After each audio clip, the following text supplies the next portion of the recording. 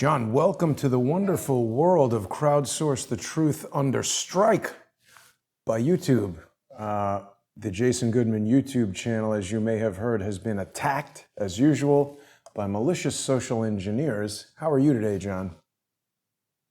I think I'm doing better than you are.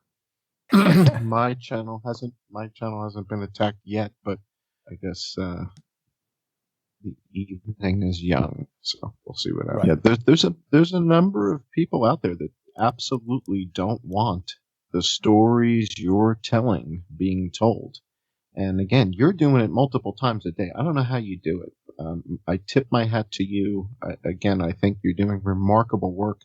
And the fact that you're doing it 6 days a week, I mean, it's incredible. You know, I'm lucky if I can get 2 out a week. So I'm in awe of the level of production that you're putting out. It's just spectacular. Well, thank you, John. And I do want to remind people. And the quality is amazing. Thank you very much. And I want to remind people that they can watch the videos that you're producing throughout the week by going to the John E. Hoover YouTube channel. It looks like there's been some use of your material by InfoWars. I'm sad when that happens. I like InfoWars. Alex Jones has been generous with me. I wonder to what extent he knows that this is happening versus just people on his staff maybe trying to, get the stuff. Well, actually, this time around, it wasn't just blatant use of my graphics, which is what they did last time. This time, I think we kind of motivated them with our show. Obviously, they're watching your show. You were just on his show a couple weeks ago. And obviously, they're watching my show because they used a bunch of the material for their anniversary show on the Las Vegas shooting. Oh, so, right. Right. So that was last October. So they're watching you. They're watching me. But you, they invited on. Me, they used the material and then acknowledged it 3 days later on a different show without Alex. So this time around, what they did, I think, is they just kind of got motivated by what they saw us doing here with the charts. And so what Alex says is that he hired somebody who's a statistical analyst or professor or something, to come in and do these analysis. And Alex holds up a bunch of charts. But the stuff that he's charting is the wrong stuff. And so I made a video to help the audience understand that you have to be really discerning with this stuff. You have to understand the differences. You and I reported weeks ago about how certain states had stopped reporting, like New Jersey and New York and Michigan had stopped reporting influenza, right? So when you're looking at states and what the states are reporting, it's different from what the CDC has in their mortality databases, and that's what we've been using. So, basically they're a couple months behind. So I'm not throwing that much shade at them, but, you and I have been way ahead of this story for some time. I applaud that he's even comparing coronavirus and influenza in the same sentence. So that part of it, it's hard for me to get upset. I'm thrilled that Alex Jones is bringing that up. And this time around, they didn't use these charts that we're going to show everybody tonight. The charts. I mean, it's not like he just lifted my charts. That's pretty much what they did last time. They didn't do that. They made their own charts, but of the wrong stuff. So it's like, Alex, pay closer attention, right? If you're going to watch, watch. To his credit, I think it is difficult for, people who are running these operations where you got people working for you. You never know how material gets to him. As I said, I like to give him the benefit of the doubt. A lot of people said, oh, he's a sellout. He did X, Y, or Z when he had to retract some statement. I don't think people watching necessarily understand the power that a federal court has over somebody. If there's a judgment against you, I mean, it's got to be abided by like the law. So if he loses a lawsuit where somebody says you have to make a public retraction and apology, even if he doesn't want to do that or doesn't like that, he's compelled to do it. So like I said, Alex Jones has been generous with me. I appreciate what he's done with InfoWars. I also appreciate your point of view. I hate it when people take my work and use it on their own show, because it's like, you and I are out here trying to create this sponsor exclusive show on subscribestar.com/IamJohnCullen. patreon.com/IM John Cullen, and Subscribestar and Patreon/Crowdsource the Truth. And when people take that work, it undermines what we're trying to do. There's going to be social engineers, John, and cranky people who are going to say, you just want money.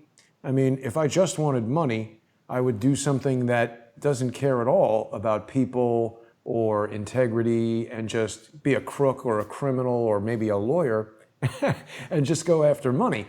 What I'm trying to do is I'm trying to find like-minded individuals like yourself who are seriously concerned about the future of our country and to create a business that allows us to do the work that we know we need to do to basically gather this information, broadcast it out to everybody so that they can see it, evaluate it, form their own opinions about it, give us feedback that helps us get to better answers. And we need to have a sustainable business to be able to do that.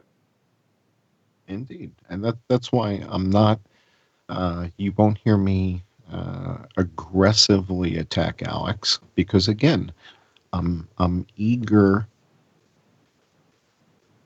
for his audience and coronavirus side by side. It's a good comparison. Even if he's using the wrong graphs, at least he's having the conversation. Right. Opening the door there, as it were. Now, exactly. And you've prepared for us again tonight another one of your excellent presentations. Another thing that I've sort of taken to doing, there are several guests in the sponsor exclusive series who spend all week basically compiling information, and they provide the links. A lot of people who are subscribed to Patreon and Subscribestar/Crowdsource the Truth ask me where are the links. The links are offered on John's Patreon and Subscribestar page. Obviously, people watching on Crowdsource the Truth get to see what we're talking about and can extract the links and go to the sites and do the searches themselves. But that added little bit of convenience. I don't want to take away from you, John, and your work and the stuff that you've done. But tonight we're going to be talking about some fact-checking that you've done. This Jonathan Swan interview from a few days ago, Axios News sat down with President Trump. I found the guy to be pretty disrespectful in general. What can people expect tonight when they tune in on the sponsor exclusive hour? Well, we're going to take a look at this. I guess they're calling it an interview. It doesn't appear to be an interview when you really break it down, and that's what we're going to do. We're going to break it down. And we're going to look at some of the questions, and we're going to look at some of the declarative statements that Jonathan Swan made, and we're going to fact check it. We're going to say, well, is that correct? Is that supposition correct? Is the president's answer to the question accurate? Is the president's some of his suppositions, are they correct? And we're going to fact check both of them. And I can tell you, I don't pull punches, and they're, in both cases, you're going to sense a little bit of disappointment. And in one case, it's probably simply because the president doesn't have our materials at his fingertips. He's got this other junk that his staff is giving him that's just not quite as good as what we have. And so when he tries to make a point with the materials, not quite as good as what we're going to show tonight. And in fact, we've got enough time in the pre-show on YouTube to show the audience the types of materials that I would be preparing for the president for this interview, unlike the materials that he showed up with. What would the difference be? If I was on the president's staff somewhere in the basement of the White House working up spreadsheets and charts, what would they look like for this interview? And that's what I prepared for tonight's YouTube show. So for our patrons only, we're going to break the interview down. We're going to go through it step by step, and also for my patrons at Subscribestar and Patreon, I have a special episode of Hypothetically Speaking just for patrons. And that goes live tonight, Eastern Time, New York. It goes live at 8 p.m. So that's just for patrons. And it's a special episode of Hypothetically Speaking about this topic that breaks it down even further. But I wanted to do some of this investigation live with you, where we can go to Worldometers and all that. So that's what we're going to be doing with the patrons at the patron only hour. But right now, let's show the audience what some of the slides might look like. Also, every week we get one or two comments from somebody saying, "Why is the guy in hat and sunglasses?"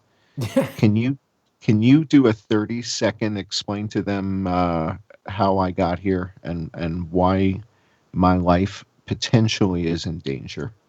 Yeah, Can you there's a explain that? major portion of John's story that was revealed during my trip to Thailand that I promise you, John, and audience, as soon as I can get out from under the litany of lawsuits that seem to flow my way like so many raindrops, I will absolutely finish that production and we will get it out. But John has a very specific connection to some of the things that he's revealed in his Las Vegas reporting that cause him to be concerned about revealing his identity. We all know that facial recognition is a big deal. People who have been Patreon and Subscribe Star sponsors on Crowdsource the Truth for a couple of weeks will have gotten to see my encounter with Eric Schmidt on Fifth Avenue here in New York City. He was quite quick to take a picture of me when we were having a debate, let's say, in the street. And I certainly think somebody like that would have access to technology to immediately identify me based on my face.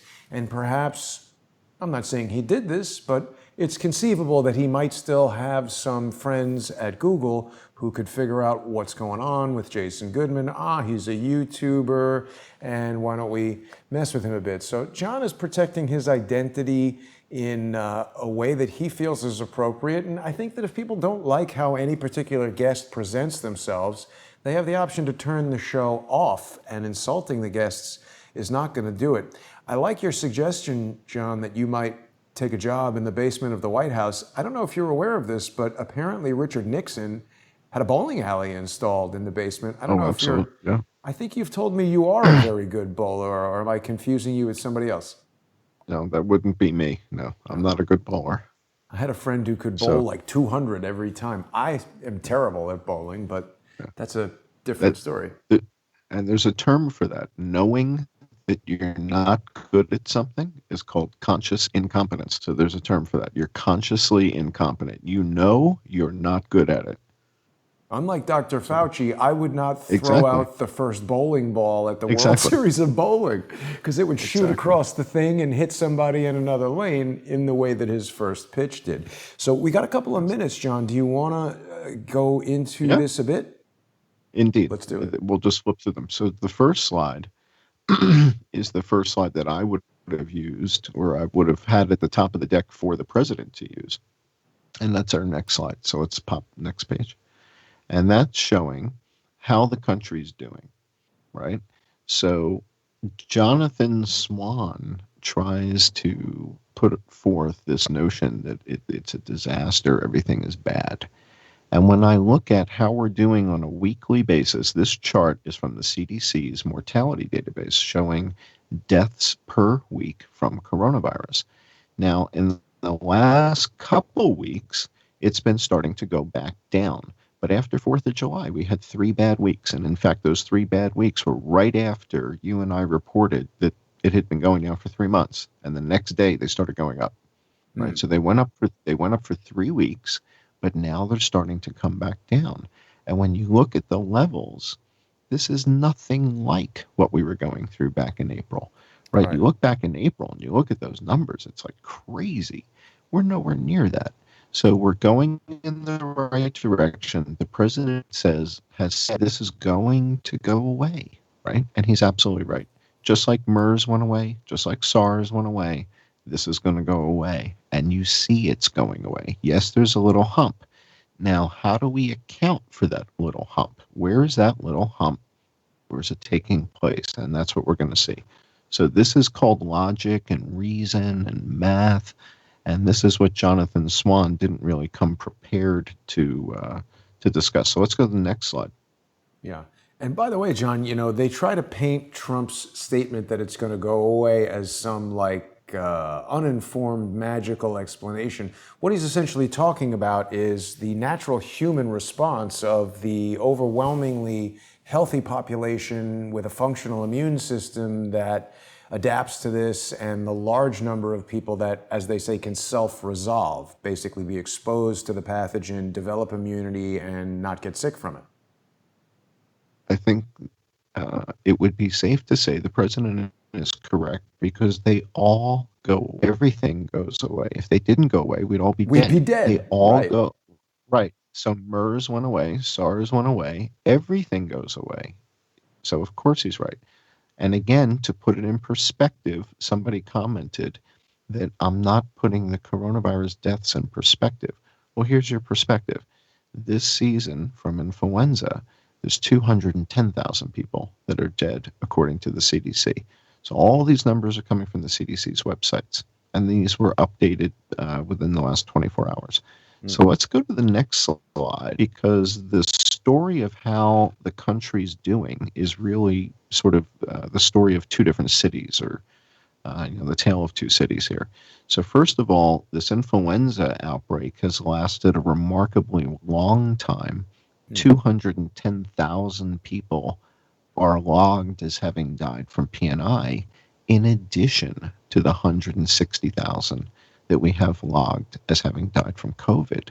So these are tremendous numbers. We've never had numbers like this before, right? But we stopped talking about the influenza outbreak in January. As soon as coronavirus moved into the news cycle, the mainstream media lost the ability to take care of, feed, and love both a cat and a dog at the same time. They Right. couldn't do it. So one of the animals died, and that was influenza, and they just stopped covering it. They just stopped covering it. We don't know why. Maybe we do. We have a hypothesis why, but we can't be certain. So let's go to the next slide, because I want to show you a bunch of good news about coronavirus. And this is what the mainstream media continues to avoid. That Bill de Blasio, even in his complete ineptitude, it's going away. It's going away despite the fact that Bill de Blasio has no idea what he's doing, right? Yeah. This is not, you're not looking at this curve and saying, wow, those guys on his team did a remarkable job. No, this is natural. This is what happens. It goes away. And that's what's happened in New York City. Now, New York City was devastated by it. Let's go to the next slide if we can. I'll just add quickly, I'm not sure I agree that de Blasio doesn't know what he's doing. He might be very in control of what he's doing. He's just not doing things that are in the interest of New Yorkers, the city of New York, the economy, the public health, nothing like that. Yeah, I mean, as cities go, there's not a lot of cities in the world that have as many people dead as New York City. And Right. New York City's population at about 9 or 10 million is just a little bit more than Hong Kong. And we'll talk about Hong Kong in a while. But this is New York State. Andrew Cuomo, once again, when I say he doesn't know what he's doing, I mean, he doesn't really know what the best practices are to manage the virus. If he did, he wouldn't have 30,000 people dead, right? So this is a natural curve. This is a natural progression. It's going away in New York State. And New York State and New York City were the worst afflicted, right? This was The the epicenter. worst. Absolutely. And this is what's happening. So in the interview, when we go to our patron only hour on Subscribestar and Patreon, and we go into the Axios HBO clip, so we're going to go into the footage, and you're going to hear Jonathan Swan talk about it being out of control, out of control. I said, what is out of control Right. when you look at that curve, right? And that curve is heading down, down, down, down, down. What is the out of control part? Yeah. Where is that? I don't know. I thought HBO was in the business of making like comedy shows and dramas with boobs in them, like The Sopranos. I guess they're the news business now as well. But yeah, I thought it was a really insulting approach that Jonathan Swan took to that interview. And just briefly on Governor Cuomo, in addition to doing things that seem really counterproductive to the health of the people and the economy of New York State, he seems to equivocate every day. Now he's saying that everything is fine, we can open schools, but you need masks everywhere you go, and they need checkpoints around New York City because it's such a terrible situation. Really doesn't make very much sense to me at all, John. We are close to out of time here on our lead in to the sponsor exclusive show on subscribestar.com and patreon.com/IamJohnCullen. Simulcast, of course, on subscribestar.com and patreon.com/crowdsource the truth. Anything you want to say real quickly before we head over there? Certainly. I'll pose a hypothetical question to Governor Andrew Cuomo. Hypothetically speaking, if today is the last day of new cases in New York and the last day of deaths, and effective tomorrow, there's no more new cases in New York and no one else dies, as of tomorrow, for how long are you going to make the children wear masks in school if there's no more cases of coronavirus and immediately? Children will continue to wear masks until when, Andrew? Until Thanksgiving? Until Christmas? Until Easter? What's your plan, Andrew? Yeah. We'll leave it at that. We'll leave it at that. Bugaboo Boone tells us that they believe that de Blasio is the worst mayor in U.S. history. I think that might be right. Certainly, top 10. Certainly Certainly terrible top 10. outcome Certainly top 10. here Yeah, in top New 10. York City. Top 10 for sure. But people are going to be very intrigued, I think, to see the data. You've been doing great work, John, since this began. So I want to thank all of our generous Patreon and Subscribestar sponsors who make these shows possible. And once again, just remind people, if you're following the show but you're not yet subscribed to the John E. Hoover YouTube channel, make sure you get on there. John has got a lot of updates and he fills in a lot more detail, and as well as including the simulcasts to each of the shows that we do. He's got his Hypothetically Speaking series, and people who've been following his work are going to want to be subscribed over here. So make sure you get over to the John E. Hoover YouTube channel, and don't forget to get onto Patreon and Subscribestar. We'll see everybody there in less than 10 minutes. Thanks for watching.